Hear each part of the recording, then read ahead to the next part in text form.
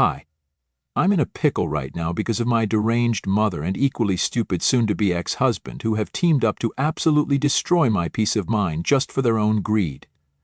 I wish I could talk about this to the people I'm friends with, but this feels just too personal and embarrassing to discuss with anyone I know in real life, and trust me, y'all will know why I'm saying that once I tell you guys what I'm going through. I don't have much family to speak of, so I can't exactly talk to anyone else either. So I'm here, turning to the Reddit community, mainly to get this off my chest and also make sure I'm not the bad guy here in any capacity like I'm being made to believe. So this all started just 2 weeks ago when, out of absolutely nowhere, my husband of 3 years, let's call him Kevin, told me that he wanted to break up with me because he'd developed feelings for my mom. Yeah, you're reading that right, and no, I'm not joking. Believe me, I was just as taken aback as you guys probably are right now, and definitely a lot more disgusted when he confessed when he told me that he'd been having an affair with her for 3 months now. I'd never noticed because I'd been busy with work, and his behavior had really never been suspicious enough for me to take note anyway. For context, my mother is just 20 years older than I am. I'm 27 right now, and my mother is 47. My mother had me while she was in college, but my dad was never in the picture. He broke up with my mom the day she told him she was pregnant and even tried to get her to terminate the pregnancy, but she wanted an excuse to drop out of college back then, so she decided to have me anyway and told my her mother, that she wanted to be a stay-at-home mother. My grandparents were rich enough to let her do that, but they still weren't happy with her decision to drop out of college. They tried to get her to go back after I was born, but she refused and instead dabbled in a bunch of professions before settling on interior decoration. Not an interior designer. She doesn't design anything but just advises people on where to put their furniture and how to decorate their rooms to make it visually appealing. It's a whole rich people shindig, so she's pretty good at it. She's not a qualified professional, but since my grandpa was a well-known realtor, he'd get her jobs. My mom is the flakiest, most unreliable person I've ever known, and she's really lucky that she belonged to an affluent family, because otherwise she'd be out on the streets. I was practically raised by my grandparents because my mother never had enough time for me. She wasn't busy with work, she was busy being a social butterfly while I was a kid, and I actually used to think that my grandparents were probably my biological parents, and my mom was my older sister or something. That's how I spent my childhood, and by the time I hit my teens I had no hopes for my mother, because she was still just as carefree about her life as she was in the past. My grandpa passed away while I was in 7th grade, and then on it was just me and my gran against the world. The world including my mother, because most of the time she was a total pain to deal with. I mean, if you ever have to explain to your mother, as a 15-year-old, why it's not a good idea for her to go to Iceland with a guy she met on Tinder just 2 days ago, then you'd know what my teen years were like. She's a total idiot and has no concern for how her behavior affects other people, not even her own family. Gran had drilled the idea into my head that I was on my own after she passed on, because my mother would never be of any help to me. So I worked bloody hard and made my way to the top of the company I work in right now, because I didn't want to leave anything to chance. I'm the COO at my firm and I earn twice the amount Kevin does.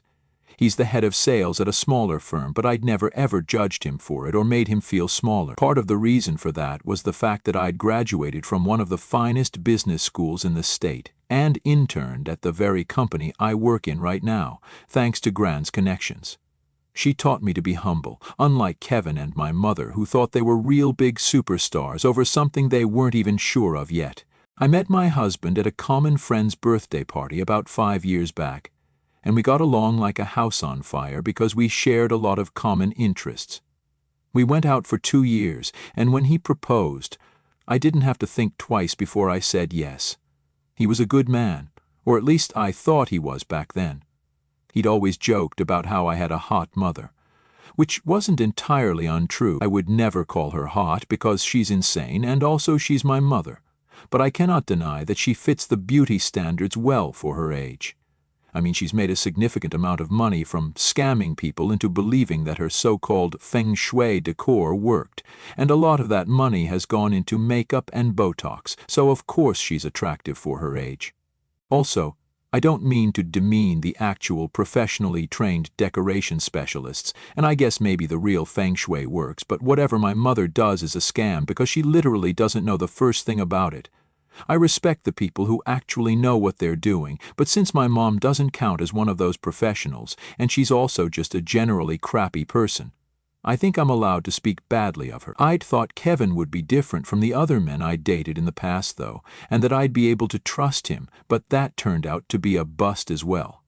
He'd joke about how my mother was hot enough to pass off as my sister, and despite my strained relationship with her, I'd laugh it off, because nobody would imagine that something like this could actually happen to them. I'd only ever kept in touch with my mother because of Gran. She made me who I am, and I'll be eternally grateful for that, even if that meant having to deal with her psychotic daughter. She was never ready to give up on Mom, because she was a good woman who loved her daughter in spite of all her flaws, and then there's my mom who could never bring herself to love me more than herself. In spite of all the efforts I put in, even after Gran passed away almost a year ago, I still tried to keep in touch with my mom. Our relationship was bad, but I still found myself looking out for her, more out of a sense of obligation towards Gran than for her sake. But that ended when Kevin told me about the affair. 2 weeks ago he sat me down after I returned in the evening from a business trip and told me with a straight face that he was in love with my mother and that they wanted to be together now. I thought he was joking at first and laughed at it, but for the first time he didn't laugh. He went on to tell me in great detail how he and my mom had been fooling around behind my back for 3 months. Kevin and I fought over something stupid, and my mother had texted him at the time to ask for advice on how to fix her headphones. That's how they got to talking, and slowly it turned into something more than a friendship. They didn't intend to take it far initially, but it just happened and they couldn't help themselves. I'm sure Kevin didn't mind that my mother looked so much like me too. I kicked him out that very night, and he left without much of a fuss, because he knew that he could just go to my mother's place instead. I think I must have finished an entire bottle of wine while crying like a damn baby that night. I was up till the wee hours of the morning, just sobbing so hard that my eyes swelled up to twice their size. At around 4:30 in the morning, not being able to deal with the overwhelming anger and pain of it all, I decided to text my mother. I was drunk, and that was probably what pushed me even more to send that text. I called her a lot of names and told her she was a crap daughter to Gran and a crap mother to me, and was getting even worse with age. I told her that she was a con artist at best, and once her Botox and fillers wore off, Kevin would see her for the ugly witch she was and dump her as well. I didn't expect her to respond to that, but she did, and boy was that response eye-opening.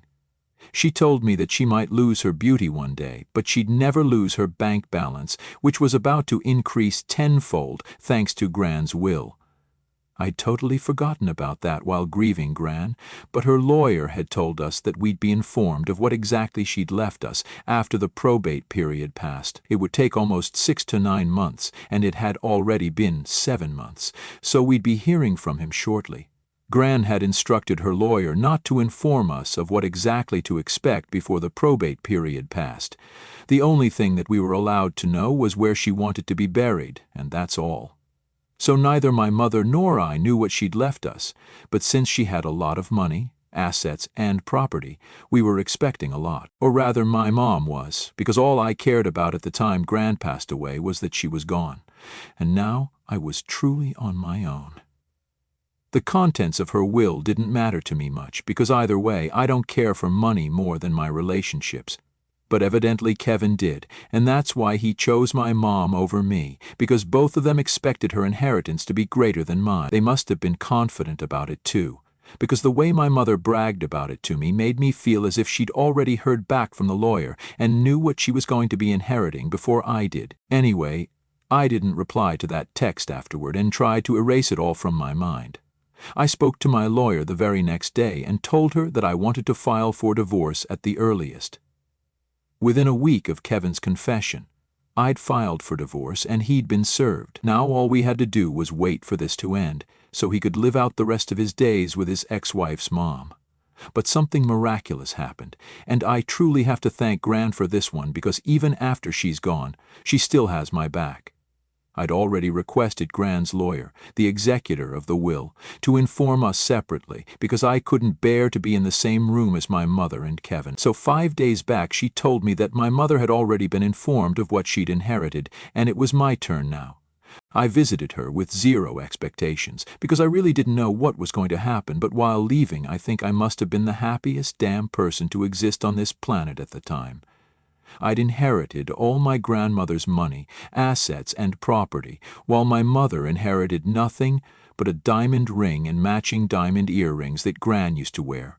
That's all my mother inherited. Apparently, the reason Gran left everything to me was because she'd looked after my mom her entire life. But now that she was nearing 50, my mother was old enough to start looking after herself. So ironically enough, my Gran, who had always told me that I'd be on my own after she passed away, had made sure to make me independent enough not to rely on my inheritance. And the one woman who'd been counting on Gran her entire miserable life had been left with absolutely nothing. So really, she was the one who was on her own. It was karma at its wicked best, and I'd never felt as vindicated as I did in that moment. My mother had come to know just an hour before I did, but after that, I didn't know what was going to happen. I was excited because I knew that even if my mother didn't try to contact me, Kevin surely would, and that's exactly what happened. The guy could have waited it out just for the sake of putting up a show, but he had no patience, and texted me the very next day saying that he'd made a huge mistake and wanted to come back to me if I'd still have him. He said that he and my mother were never meant to be, and spending those few days with her had made him realize how good he had it with me. So now he'd come to his senses and wanted to give our marriage a second chance. I literally laughed out loud when I read his lousy attempt at reconciliation. They probably had no idea that I knew my mother had inherited barely anything, and there was no huge inheritance to look forward to anymore. After one whole day of contemplating what to say to Kevin, I finally responded to his text with a clown emoji and then blocked him. I was also 100% sure that he must not come clean to my mom either, so, for good measure, I took a screenshot of the text he'd sent me and sent it to my mother with 3 clown emojis. I turned my phone off after that because I didn't want to deal with any of the drama that was inevitably going to happen next. Instead, I chose to watch Netflix and enjoy my night without letting Kevin or my mother bother me anymore. The next morning, I got to know about the aftermath of my text. My mom's next-door neighbor's daughter is the one who told me about everything that went down. My mom still lives in the house I grew up in.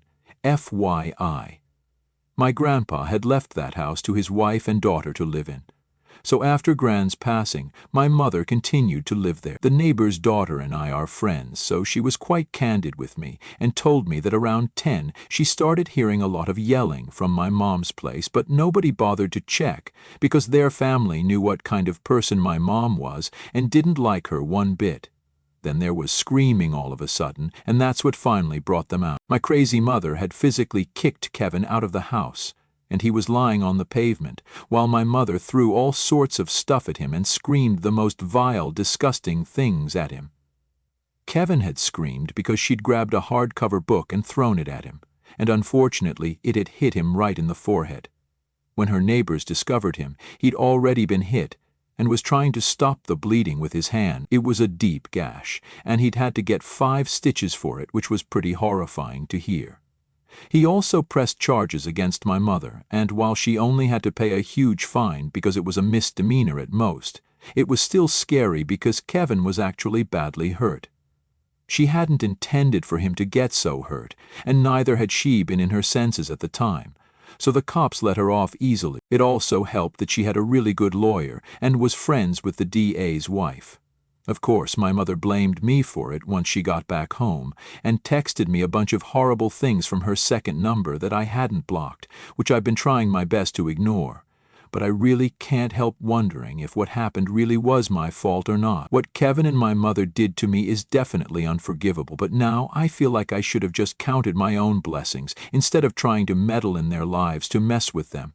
What I did was out of spite and anger too, and it's not like I'm proud of it or whatever.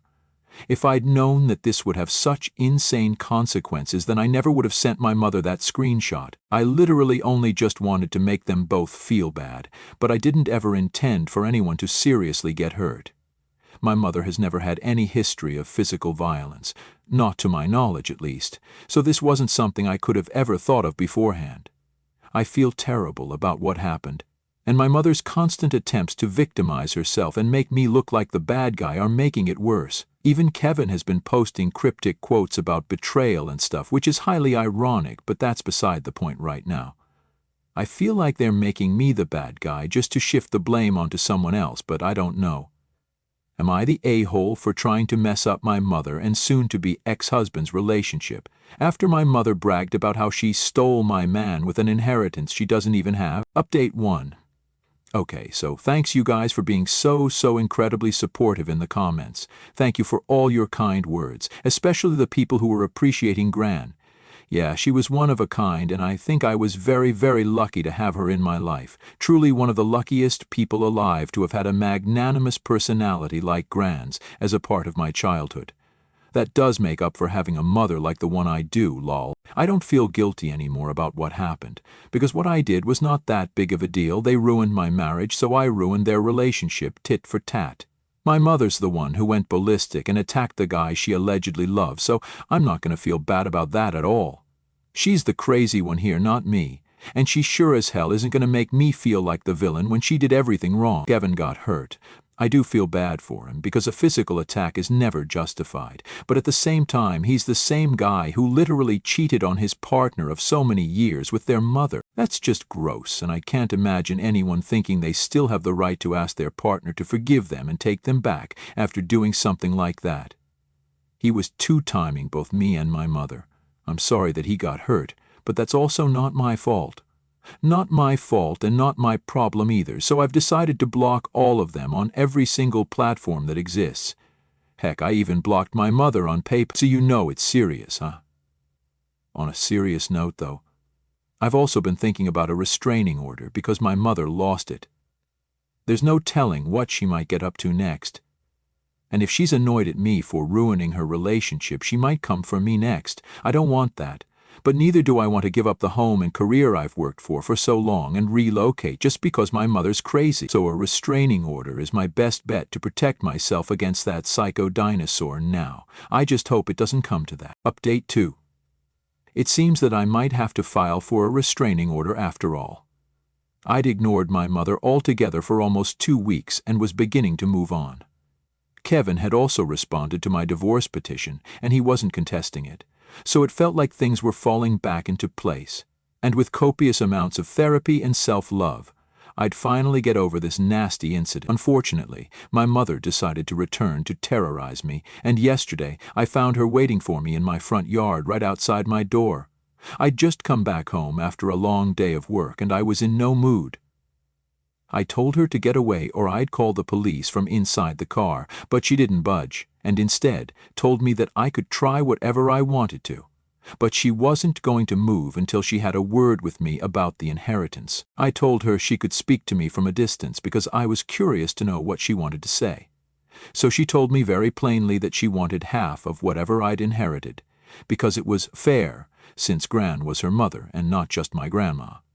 I actually laughed in her face and told her that she was the last person who should be talking about what's fair. Then I told her to get out, because I wasn't giving her jack, and dialed 911 in case she tried anything funny. She glared at me, then started walking towards my car, and I instinctively rolled up my windows.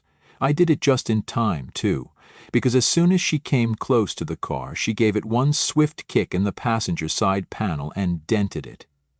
I saw the dent only after I got out of the car, which I didn't do until I'd watched her get into her own car and drive away a considerable distance. I photographed it for evidence, and I'd already have the security footage from the cameras outside my house to prove that my mother had caused the dent. Then I called my lawyer and told her what had happened, and said that I wanted to file a restraining order against my mother as well. So now that's happening as well. I guess my mother just doesn't like the idea of living a peaceful life and has to screw things up all the time. I did try to file a police report for it, but since she's friends with the DA's wife, the precinct head told me that his hands were tied and he couldn't help the situation. It's fine though, because at least I have the security footage and she can't change that. It shows her face and everything as well, I've even downloaded it and backed it up on my laptop so that I don't lose it at any point. The next couple of days are going to be stressful as hell, with all the trips I'll have to take to court. But at least I'll get rid of these people. Update 3. Hey everyone. It's been busy lately with the divorce proceedings and everything. We're in the middle of settlement negotiations right now, and it's so damn frustrating. At least I managed to get a restraining order against my mother last week, so that's done with. Phew! Kevin and his lawyer have concocted a bunch of lies, so I'm trying to put together all the proof of him cheating for the next meeting, and hopefully that'll be an end to this. It's annoying, but I'm going to therapy regularly to deal with my anger and process it so it doesn't get in the way of my daily life. If I've learned anything from this, it's that I don't want to end up like my crazy mom. I just had to vent here for a while, but I feel better now, and I guess I'll be back whenever the divorce is finalized. For now, this is it.